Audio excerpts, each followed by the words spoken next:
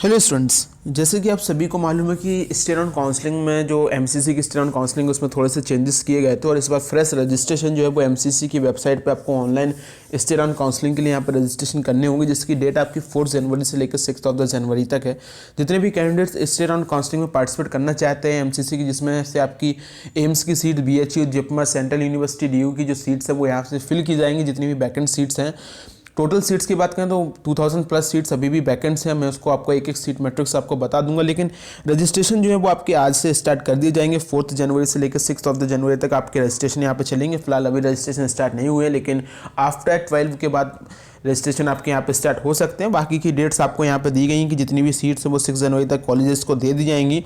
उसके बाद merit list यहाँ पे प्रोवाइड की जाएगी। उसके बाद आपको फिजिकली रिपोर्टिंग करनी होगी जिस कॉलेज के लिए आपने यहाँ पे जाना है आपको, और आप फिजिकली वहाँ पे रिपोर्ट कर सकते हैं जिस पर्टिकुलर कॉलेज की स्टे ऑन काउंसलिंग में आप जाना चाहते हैं। तो उसके लिए आपको टाइम दिया गया 7 जनवरी से लेकर 15 जनवरी तक।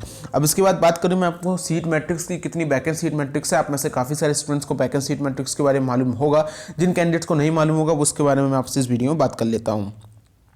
तो वैकेंट सीट मैट्रिक्स बताने से पहले यहाँ पे एमसीसी ने साफ साफ कह रखा है कि जो कैंडिडेट्स इसके लिए एलिजिबल नहीं, वो कैंडिडेट्स जिन्होंने पहले से ही राउंड 1, राउंड 2 या मॉपो राउंड में जिनको एक सीट मिल चुकी है, जो सीट होल्ड करके बैठे हुए हैं, उनको यहाँ पे कोई भी एलिजिबिलिटी नहीं है। साथ ही साथ जो पहले जिन्होंने रजिस्ट्रेशन नहीं किया है, जिन्होंने स्टे ऑन काउंसलिंग में जो रजिस्ट्रेशन नहीं करेंगे, वो भी इसके लिए यहाँ पे एलिजिबल नहीं होंगे। कौन कौन सी कॉलेजेस की कितनी सीट, कौन सी सीट्स भरी जाएंगी, तो एम्स की सारी सीट्स भरी जाएंगी। वीएमएमसी की, दिल्ली यूनिवर्सिटी की अगर बात करें, एएमयू, बीएचयू, डीम्ड यूनिवर्सिटी और ईएसआईसी की जितनी भी सीट्स हैं वो सारी की सारी सीट्स यहाँ पे आपकी फिल की जाएंगी।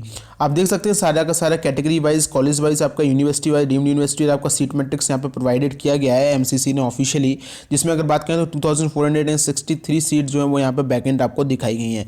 जिपमर की बात करें, बीएचयू की बात करें, अगर मैं आपसे एम्स की बात करूँ तो एम्स में आप देख लीजिए, जैसे कि एम्स उत्तराखंड में, एम्स रायबरेली की अगर मैं आपसे बात करूँ उत्तर प्रदेश में, तो आपकी जनरल कैटेगरी के लिए 5 सीट्स आपको यहाँ पे वैकेंट यहाँ पे दिख जाएंगी। वहीं पे अगर बात करें उसी में रायबरेली में आपको एससी कैटेगरी के लिए 1 सीट, एसटी कैटेगरी के लिए भी आपको 1 सीट इसमें वैकेंट दिख जाएगी। वहीं ओबीसी के लिए बात करें तो 3 सीट आपको यहाँ पे वैकेंट दिख जाएंगी।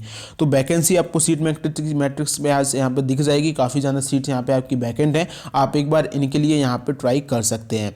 इसके बाद अगर मैं आपसे बात करूँ कि ये रजिस्ट्रेशन जैसे स्टार्ट होंगे तो आपको एक बार रजिस्ट्रेशन करना होगा। अगर आपने रजिस्ट्रेशन नहीं किया तो आप इसके लिए एलिजिबल नहीं होंगे। आप जिस भी कॉलेज में एडमिशन लेना चाहें, जिस भी यूनिवर्सिटी में अगर आप पार्टिसिपेट करना चाहें, जिस भी एम्स के लिए आपको जेएल ऑडिटोरियम न्यू दिल्ली में प्रेजेंट वहाँ पर रहना पड़ेगा, तो आप लोग एक बार रजिस्ट्रेशन करने के बाद सारी डिटेल्स चेक कर सकते हैं। Thank you.